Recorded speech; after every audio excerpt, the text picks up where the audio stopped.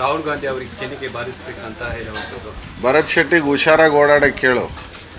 ನಾವು ಆಮೇಲೆ ಎಲ್ಲ ಕೆನ್ನೆಗೆ ಓಡಿಸಿದ್ರೆ ನಾವು ಓಡಿದ್ರೆ ಆಮೇಲೆ ತಡ್ಕೊಳ್ಳೋ ಶಕ್ತಿ ಇದೆಯಾ ಇಲ್ವಾ ಅಂತ ಗೊತ್ತಿಲ್ಲ ನನಗೆ. ಭರತ್ ಶೆಟ್ಟಿಗೆ ಹುಷಾರಾಗಿ ಓಡಾಡಕ್ಕೆ ಕೇಳಪ್ಪ. ಅವ್ನಿಗೆ ಆ ಕಡೆ ಈ ಕಡೆ ನೋಡಿ.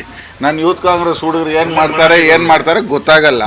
ಮನೆಯಿಂದ ಆಚೆ ಬರೋದು ಕಷ್ಟ ಆಗಿಬಿಡುತ್ತೆ. ಭರತ್ ಶೆಟ್ಟಿ ರಾಹುಲ್ ಗಾಂಧಿ ಬಗ್ಗೆ ಮಾತಾಡಿದ್ರೆ ಹುಷಾರ್. ಇದು ಎಚ್ಚರಿಕೆ ಅಲ್ಲ, ಇದು ಡೈರೆಕ್ಟ್ ವಾರ್ನಿಂಗ್.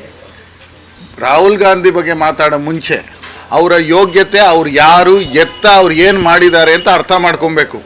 ಈ ದೇಶದ ಜನ ಇವತ್ತು ಕಾಂಗ್ರೆಸ್ ಮೇಲೆ ನಂಬಿಕೆ ಇಟ್ಟು, ಕಾಂಗ್ರೆಸ್ನ ವಿಚಾರಧಾರೆಯನ್ನು ನಂಬಿಕೆ ಇಟ್ಟು LOP ಆಗಿ ಬಂದಿದ್ದಾರೆ.